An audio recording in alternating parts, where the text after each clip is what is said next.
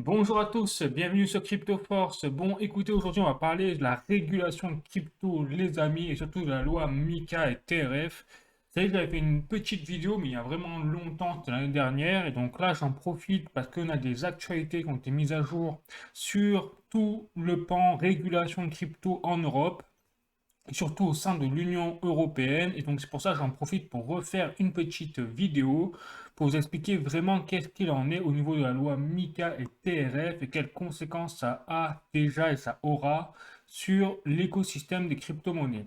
Voilà, mais bien sûr, avant d'aller plus loin, moi, vous devez avoir mon trailer.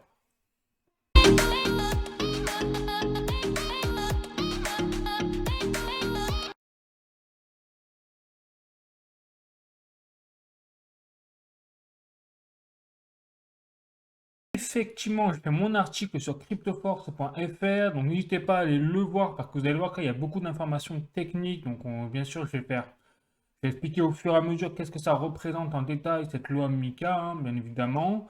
Mais c'est vrai que c'est peut-être plus facile des fois d'avoir la version écrite, enfin bref, pour s'y retrouver. Voilà, donc n'hésitez pas. Donc là, l'article, c'est le Parlement européen effectivement a adopté donc la loi MiCA de régulation de crypto, mais également la loi TRF. Donc on va voir ce que c'est déjà la différence entre ces deux lois, mais en tout cas sachez que ça y est, c'est prévu pour 2024. On va avoir la loi MiCA et TRF qui vont passer parce que la prochaine étape maintenant, c'est le Conseil européen. Mais le Conseil européen, c'est plus une formalité puisque bon, on sait tous que les pays en eux-mêmes, ils sont plutôt pro loi MiCA. Donc normalement, ça devrait être une formalité. Donc la loi, enfin, les deux lois sont vraiment, on va dire, adoptées.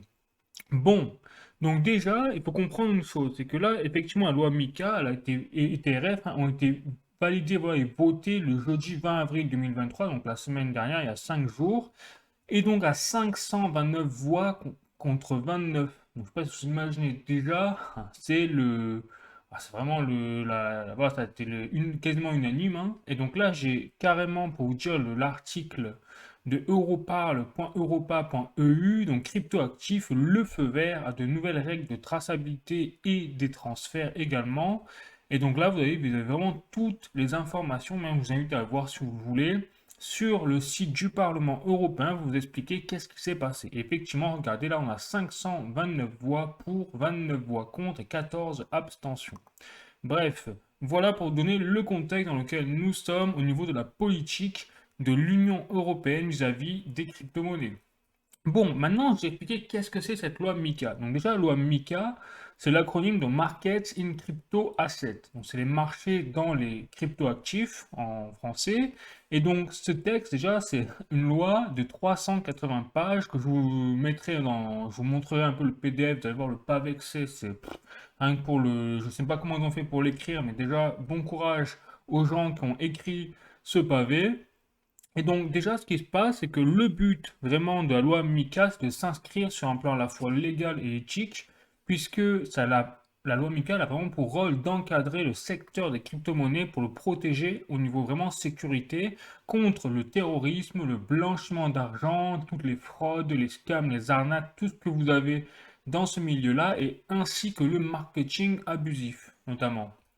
Et donc, tout ce qui va se passer, c'est que tous les utilisateurs et investisseurs avec cette loi MiCA devraient être mieux informés en fait des risques du marché des crypto-monnaies, exactement comme les risques que l'on peut, enfin, vous savez, les bannières qu'on peut retrouver sur les brokers, par exemple, dans les marchés boursiers traditionnels, où vous avez, attention, si vous tradez, eh ben, vous risquez d'avoir des pertes. Bon, là, ce sera le même délire, mais du côté des plateformes exchange en crypto-monnaie. Bon, voilà. Et donc, ce qui se passe, c'est que là, sur le plan technique, maintenant, je vais vraiment passer, je rentre dans les détails.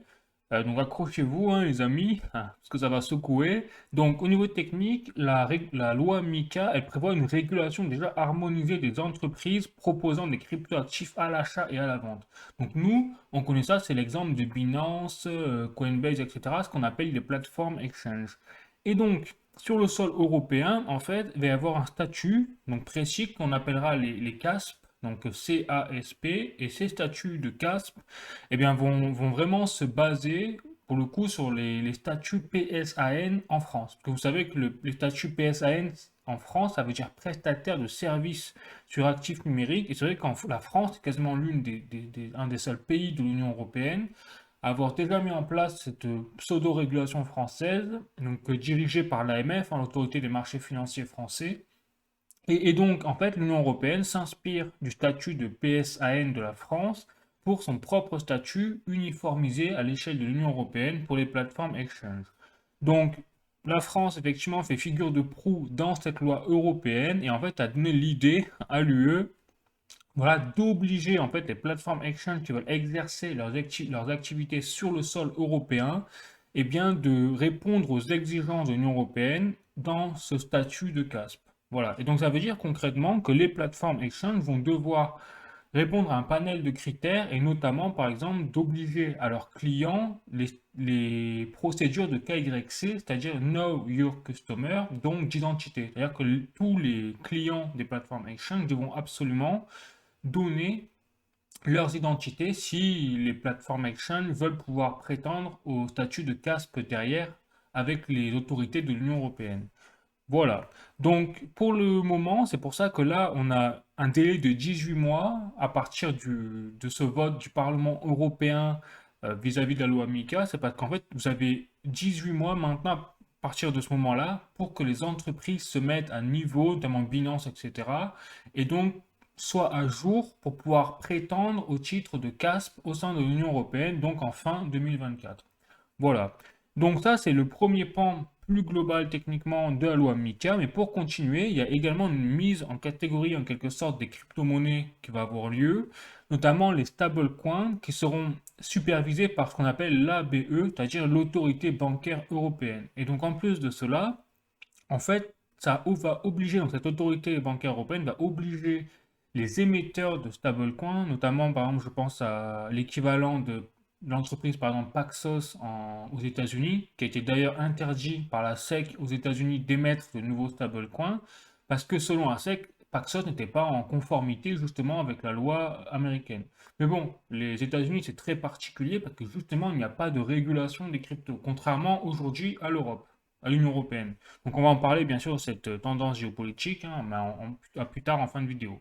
Donc pour continuer sur les stablecoins, eh bien cette ABE, Autorité bancaire européenne, va obliger également toutes les sociétés qui émettent des stablecoins, eh bien déjà à assurer leurs activités sur le sol de l'Union européenne. Donc il n'y aura plus de possibilité que ce soit des entreprises externes à l'Union européenne qui puissent émettre des stablecoins au sein de l'Union européenne. Ça, c'est fini. Et en plus, il y aura une obligation pour ces entreprises qui émettent des stablecoins d'assurer une réserve. Pour un stablecoin, il faut qu'il y ait l'équivalent en 1 euro de réserve de dépôt. Voilà, pour garantir en fait tout simplement les stablecoins, un peu comme le Tether au final qui fait la même chose aux États-Unis, c'est qu'un Tether est assuré par un véritable dollar en parallèle. En tout cas, c'est ce que prône la politique de Tether. Voilà pour le cas des stablecoins. Et bien sûr, chose très importante, ces émetteurs de stablecoins devront également avoir le statut de CASP. Et donc, derrière, il y aura des identités et des Know Your Customer dans tous les sens. Donc, vous voyez déjà que c'est quand même pas si simple que ça en a l'air. Enfin, au niveau de... On imagine que là, c'est simple quand on le dit, mais par contre, quand on va le mettre en place, je suis curieux de voir ce que ça va donner et je parie que ça va pas se faire facilement. Ça, c'est mon petit pari à moi. On verra dans le temps, bien évidemment, on en reparlera. Mais quand je vois ce qui se passe là, bon, pour continuer, il y aura également tous les utility tokens, donc, enfin, pardon, tous les tokens donc d'autres crypto-monnaies, donc c'est-à-dire les 5000 crypto-monnaies qu'il y a, et bien toutes ces crypto-monnaies-là sont également supervisées normalement, s'il n'y a pas de changement entre-temps, par l'autorité bancaire européenne. Ensuite, vous avez les utility tokens au niveau des catégories, hein, et c'est-à-dire les crypto-monnaies qui sont utilisées justement sur les plateformes exchange. Et donc, comme elles seront considérées comme des CASP, ces plateformes exchange sur le sol européen, eh bien, tous ces utility tokens sont également considérés appartenant à cette entité de CASP. Bon, voilà. Ensuite, très important, il faut savoir que tout ce qui est l'aspect des NFT n'a pas été abordé dans la loi MiCA. Il n'y a aucune régulation encore prévue par la loi MiCA, même toutes les autres lois pour l'instant sur les NFT. Donc les NFT pour l'instant échappent totalement à la régulation et donc à tout ce qui est associé. Et donc c'est pour ça que la Commission européenne est au courant de ce problème-là et donc elle est chargée en fait de se pencher sur la question des NFT dans les 18 mois maximum à partir du vote qu'il y a eu lieu au Parlement européen sur la loi MiCA.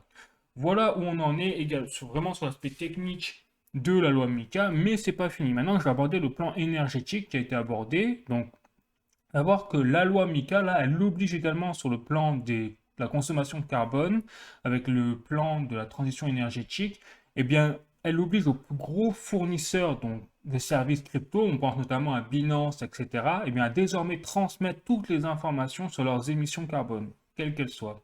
Et donc, de même, bien sûr, pour les sociétés de minage. Et ça, c'est une très bonne chose, parce que non seulement on va avoir eh bien, un meilleur regard sur combien consomme une de ces grosses entreprises en termes d'électricité, mais surtout, on va savoir exactement sur le sol de l'Union européenne quel type d'électricité consomment les plateformes exchange. Si c'est parce qu'il y a un vrai débat, vous savez, sur le Bitcoin, notamment sur l'aspect de l'énergie renouvelable. Donc, vous en avez qui disent le Bitcoin il est extrêmement énergivore, d'autres qui disent oui, il est énergivore, mais en fait, 70% de l'électricité dans les entreprises de minage proviennent d'énergie renouvelable, notamment de barrages, d'hydroélectrique, etc.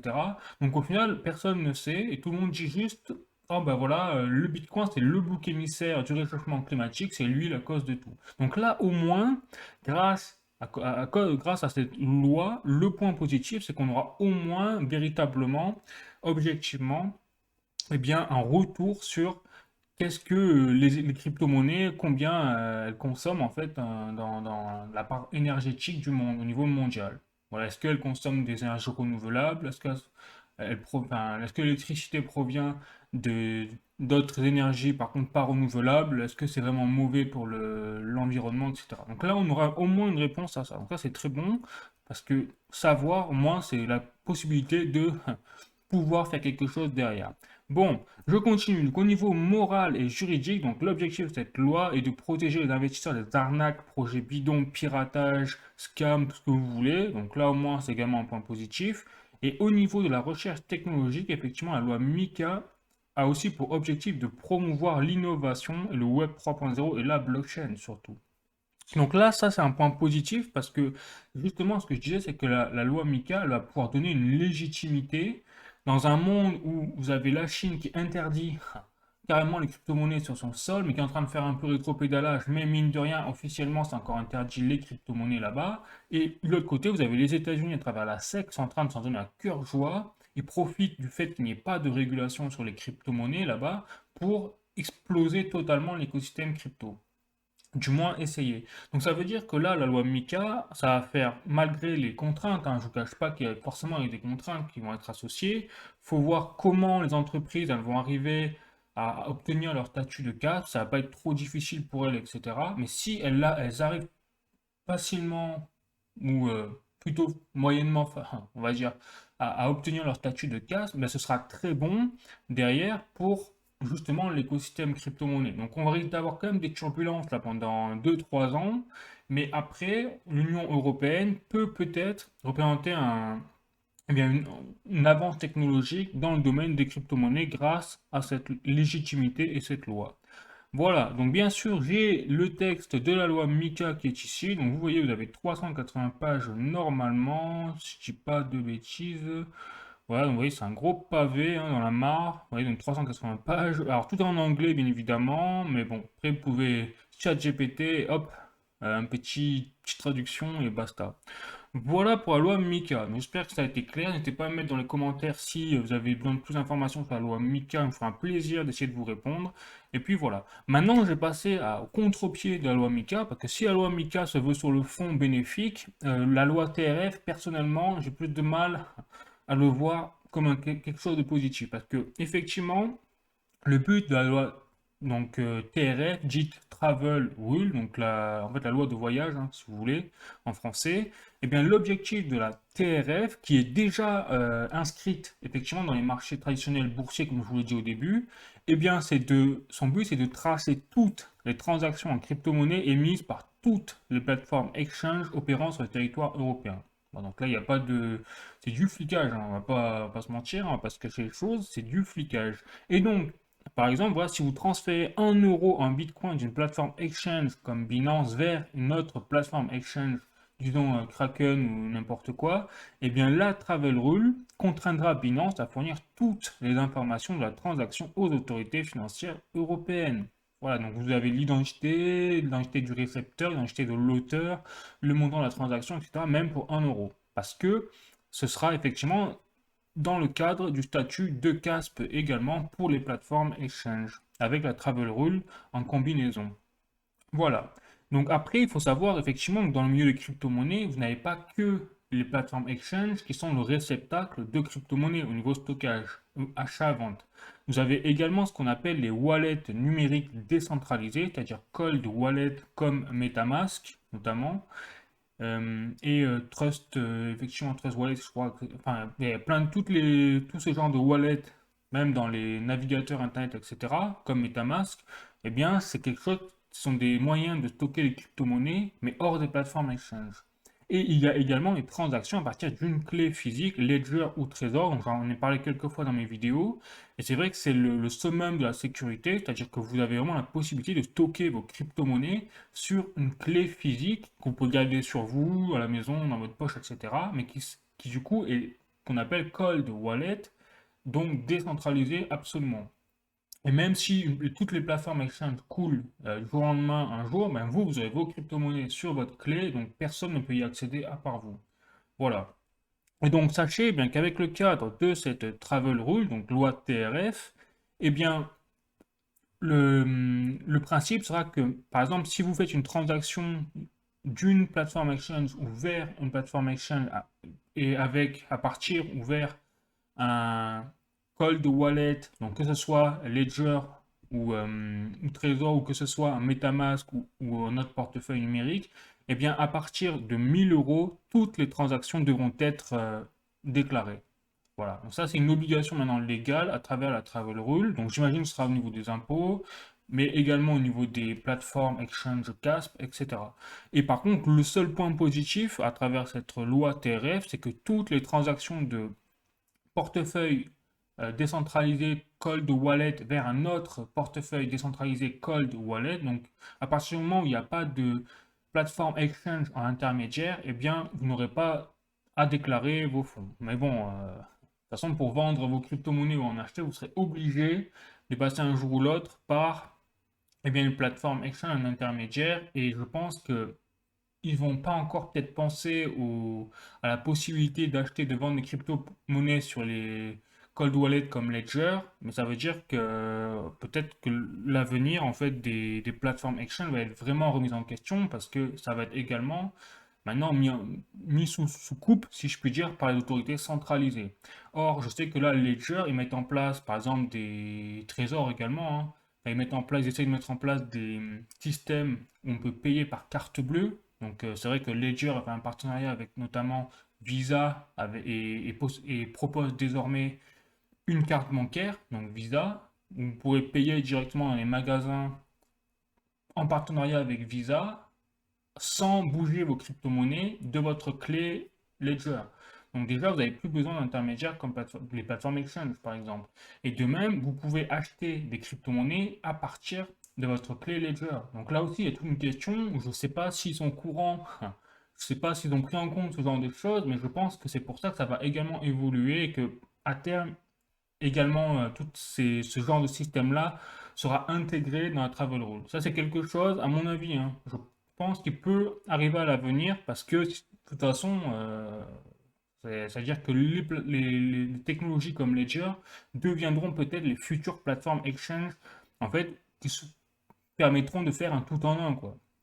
Voilà, donc ça, c'est quelque chose, je dis, je préfère prévenir quand même à l'avance que, enfin, même si vous achetez Ledger, etc., Trésor, je suis pas sûr que ça échappe totalement aux autorités financières à l'avenir. Bref, en tout cas pour l'instant, ça échappe. Donc ça, c'est une bonne nouvelle quand même. Voilà. Donc, qu'est-ce qui se passe là maintenant au niveau des données numériques? En fait, ce qui se passe, c'est que cette travel rule, elle donne totalement le pouvoir également aux plateformes exchange de bloquer un retrait vers une autre plateforme exchange ou vers un cold wallet si la plateforme exchange considère qu'il y a un problème de sécurité.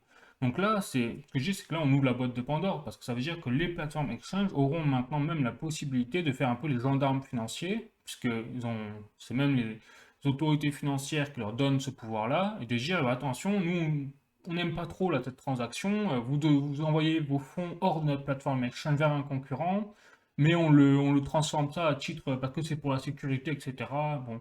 Donc là, enfin, moi, je pense qu'il y a vraiment des failles encore dans toutes ces lois, et je pense qu'il va falloir vraiment quand même que les parlements, le Parlement européen, ils changent quelques petits points, parce que sinon, on risque de changer un bordel pour un autre bordel.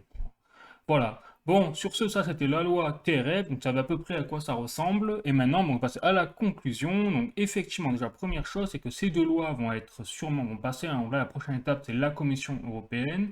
Mais après, par la suite, ce sera donc fin 2024 pour une entrée en vigueur. Donc déjà, c'est, on va dire, quasiment sûr.